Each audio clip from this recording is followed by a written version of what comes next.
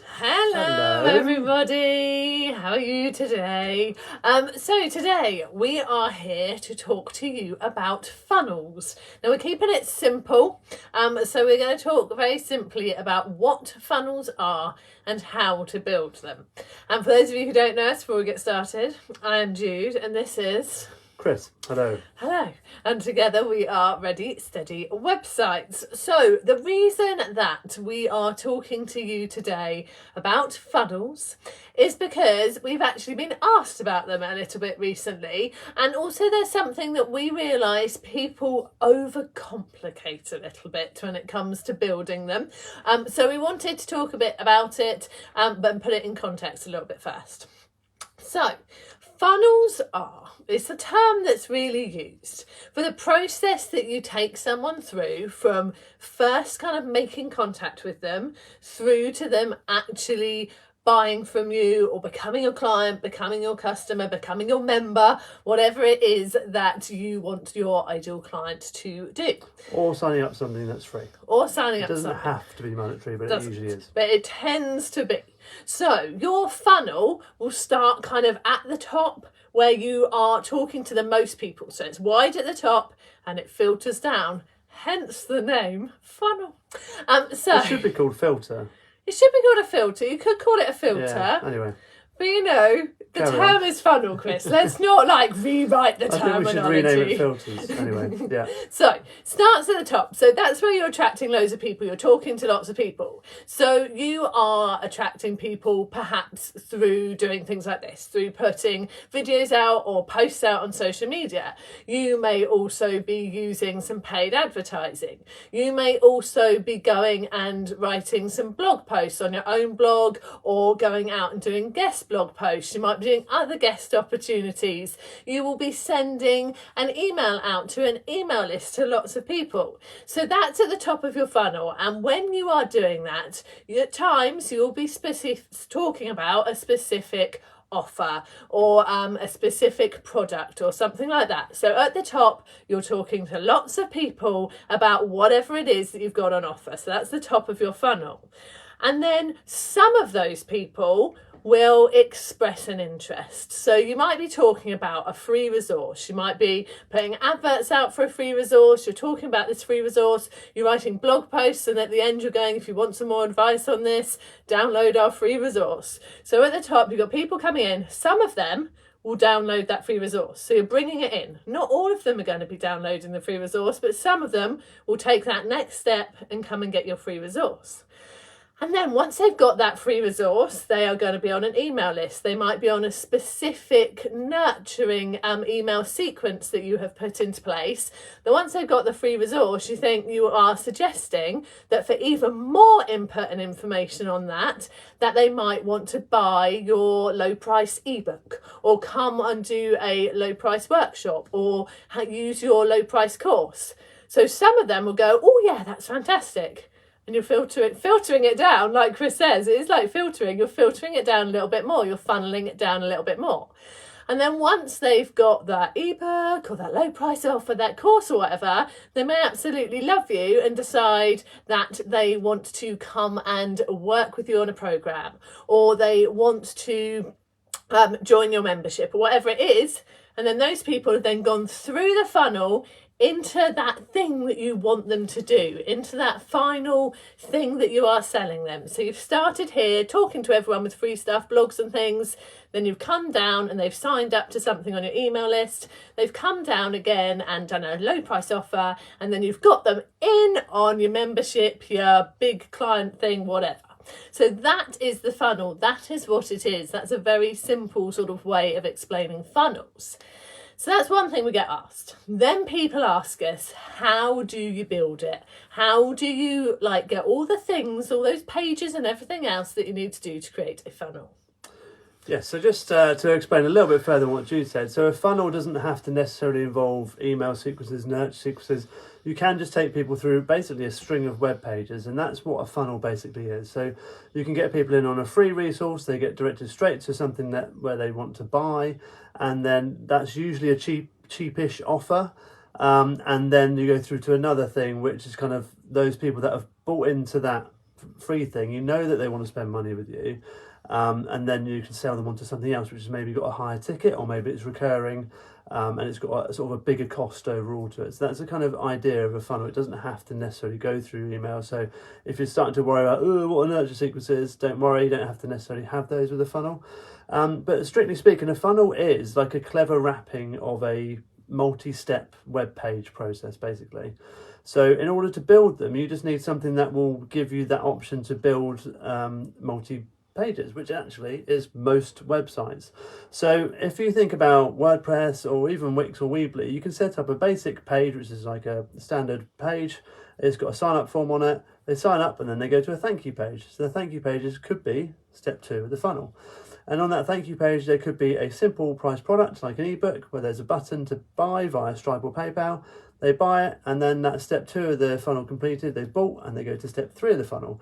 And that's where you advertise something else like a membership or another product. And then they buy that, and then that goes through your other checkout process, whatever that may be. And then they become a fully fledged member. They've hit the bottom of the funnel, and they've become what the idea, what you actually wanted them to become from the sort of first step of the funnel. So you can build these kind of landing pages, lead pages, funnel pages, whatever you want to call them, on most bits of kit. So don't overcomplicate it. You don't necessarily have to go off to ClickFunnels. You don't have to necessarily go off to Kajabi and Kartra to do these things. It does depend on the complexity of your funnels. And we're a big advocate of keeping things simple. Definitely. So we wouldn't necessarily advise, especially for your first funnel, getting really kind of tricky with it and having upsells and downsells and multiple branches for things. Just keep it simple and sell them one thing or two things as they go down, and send it through a normal shopping cart. You don't have to get clever with upsells and downsells and cross sells and all that kind of stuff. And the way Chris is talking about those web pages, like you can have the thing where they sign up for a free resource, and then it's how about get our ebook, and they buy the ebook, and then it's how about join the membership or whatever it is. People don't have to do it then and there. But like Chris said, you don't have to have an email sequence if you don't want to. So you could have the free resource, and the thank you page says you could also buy the ebook. But also on the final page of the free resource, it will also say, if you found that useful, here's a link to buy the ebook. And so then people can click on that then and then get to that page to buy the ebook. So you don't have to force them through the funnel really fast, but you can have and then on the final page of the ebook, if they go to buy that, it could be don't forget you can check out our membership. And then there's a link on there to go and do that. I mean, I personally definitely advocate having that email list, nurturing that email list. It certainly works for us. But if you do want to keep it really simple at the start, you really can. And I can see that Michelle on Instagram, because we're on Instagram and Facebook, I can see Michelle on Instagram is saying funnels are so important. And that is true, because even if you just need it clear in your mind what that path is that you want to take your ideal client through, and the path is likely to be a funnel, that is really important, so that you're clear, so you're getting your messaging right when you're talking to people. And she's also said she definitely advocates keeping it simple. And I know that Michelle has been in business for 20 years. And so, yeah, keeping it simple is so important. And we definitely have at times tried to put too much out there once. We've tried to have far too many free resources to capture everybody and filter them into different things, and it all gets really confusing. And the simpler we've made it for ourselves, the more effective it has been, and actually the more successful we have been in getting people into Ready Steady websites. So yeah, the keeping it simple is really, really important. Yeah, we also advocate like you said, at one time we did have a lot of different things out there, but you do need to test different things in order to make sure they work. You don't have to do them all at the same time, but testing them one after the other is a good way of doing it, because you need to make sure that your offer is right. Funnels don't really work for you very well if your offer isn't right at the end. So if people aren't signing up to this thing, doesn't matter how many upsells and cross sells and downsells you add to it, they're not going to sign up for that thing unless you've got that offer right. So it's very much a kind of an iterative approach. Start simple, make sure it works, and then build ways on doing that and nurture them as you go through. And again, who said that? It's Michelle. Oh, Michelle has said an email sequence is important as well for nurturing, and we do agree with that. We do think email sequences are good, but what we found even over the last couple of years is that people want a more direct connection with the company now, or the company owners, or the people running whatever thing it is, you basically. If they feel like they're in an automated sequence, the engagement does drop, the click rates do drop. We find that actual reply to us, call to actions, work really well on email, because then we can start up a chain of conversation and it shows that we're human. So that's another side of it that maybe we can cover in a bit more detail in another video. Definitely. I think having a few emails in a nurture sequence works. Having an ongoing for too long nurture sequence, we definitely see tail off there, and that people prefer the emails that we send out weekly because it's obvious they've been written recently. You know, we make reference to what's going on that week, or we make reference to something that happened the week before. It feels like it's got a bit more of a personal touch. But like Chris said, you know, perhaps we can do something on email sequences separately. But, you know, that is our advice on funnels. Have it really clear in your mind. Have a really clear, funnel, a really clear process to take people through. Don't try and throw too much tech at it. Don't try and think you need all the upsells, downsells and everything, and that if it's not working, it's because you haven't got the right tech. Like Chris said, it's probably you haven't got the offer quite right, or you haven't got the messaging about the offer quite right. And so they're the two things to address first. And certainly we know, you know, even now we are definitely working on our messaging over and over. We ourselves are, you know, we're pretty good at setting up the web pages and getting the buttons good and getting all that right. We ourselves still work on the messaging a lot. So that is the thing to address first, not trying to just throw more and more tech at it. Oh, and Michelle's saying our weekly emails are very good and engaging. Thank you very much. Yeah, they are quite popular. They are. We do get replies, and we do get people commenting on they love the blog posts that go out in them every week and stuff. So they work. So yeah, if you can get something out there that people find really useful, it works. So definitely do that. But again, that's something that we found has worked for us. It might not necessarily work for you, so it depends. Maybe a short sequence would work better.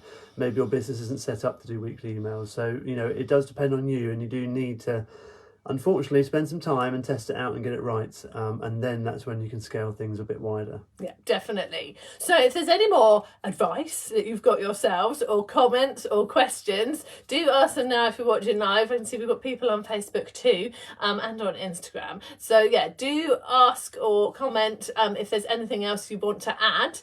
If not, we will leave you to it for this week. If you do want some more guidance around kind of planning a website, creating a website that is going to generate more leads and sales for your business, then don't forget that our website handbook is coming out at the end of this month. It's very exciting. And if you are on Instagram, you can go to the link in our bio to sign up for the waiting list for that, if you want to be one of the first to hear when it's actually ready to buy. And on Facebook, we will pop the link in the comments so that you can sign up to the website handbook waiting list as well. And Michelle is saying, so exciting. It is exciting. So thank you for joining us live today. We do love having live viewers. And we won't be back for 2 weeks live now, because it is the school Easter holidays for us next week and the week after. It's Easter Monday the week after next. No one wants to come and listen to us talk about websites on their bank holiday. So we will be back in 3 weeks' time, but we will make sure that we're popping some fab content up on both Instagram and Facebook in the meantime. Lots of tips and things to keep you going. And you can always hop over to our YouTube channel as well, which is Ready Steady Websites, where there are loads of different videos, advice and guidance on there as well. So have a fab couple of weeks, everybody. Have a lovely Easter if we don't speak to you beforehand, and we will see you soon. Take care, everybody. Bye.